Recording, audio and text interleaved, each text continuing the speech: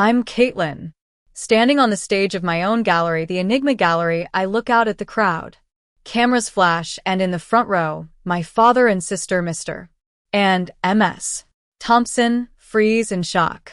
Their faces shift from polite interest to absolute disbelief as I reveal my true identity.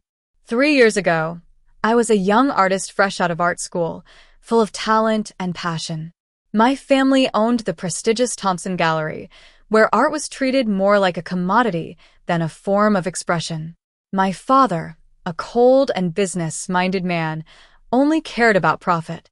My sister, Ava, was just as materialistic, always looking down on my artistic vision. I begged my father to display 3 of my paintings in the annual winter showcase. Reluctantly, he agreed, probably expecting me to fail. But I priced my art based on its emotional value, not the market price. I refused to inflate prices just to please wealthy collectors.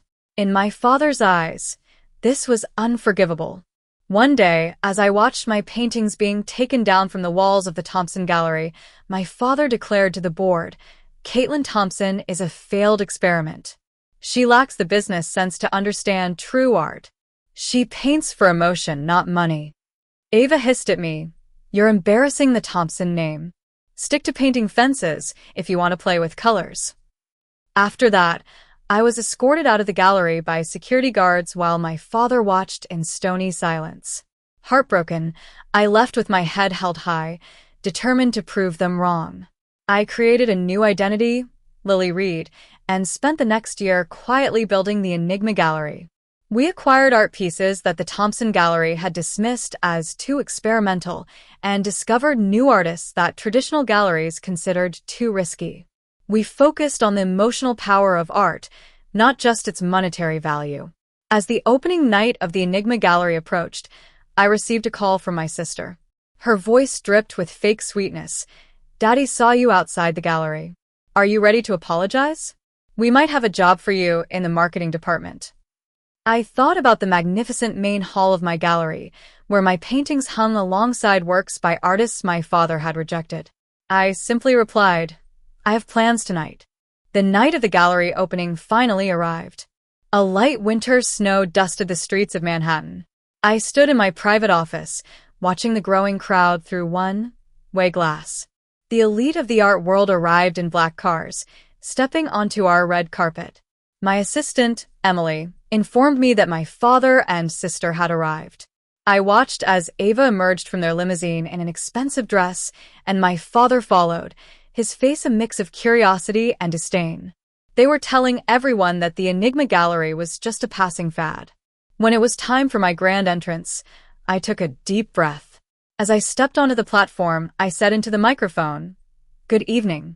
Or should I say, "Hello, Ava." The room erupted in whispers. Ava's champagne glass slipped from her fingers, and my father's face turned pale. I continued, 3 years ago, my father declared me a failed artist and had me thrown out of his gallery.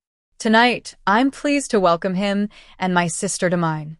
The Enigma Gallery represents everything the art world needs, but traditional galleries fear: emotion, innovation, and truth. I descended the platform and walked towards my family. Up close, I could see the conflicting emotions on my father's face. Ava tried to pull him away, but he stood still. I addressed the crowd again. Tonight's showcase features works by 30 artists who were rejected by traditional galleries. Their pieces have already been valued at more than triple what they were offered elsewhere. And the centerpiece, I gestured to the large canvas on the wall, is one of mine. The same style and emotion I was criticized for 3 years ago. Funny how value changes when it doesn't have the Thompson name attached, isn't it, Dad? My father stepped closer to the painting, really seeing it for the first time. "This is extraordinary, Caitlin," he said. I simply replied, "I knew it 3 years ago, too. But you were too busy protecting the gallery's reputation to see what was right in front of you." As the evening wound down, my father asked me, "Why didn't you tell me? Why all the secrecy?" I knew he had no answer, because we both knew the truth. He then offered to display some of my work at the Thompson Gallery, but I declined. "No, Dad. You don't get to capitalize on my success now. The Enigma Gallery is my legacy, not yours. And I don't need the Thompson name to prove my worth. After the last guests left, I stood in my gallery, feeling the space full of possibility. I realized that sometimes the best revenge is simply proving yourself right. The Enigma Gallery wasn't just my success story, it was my masterpiece. And I would never let others define my worth again.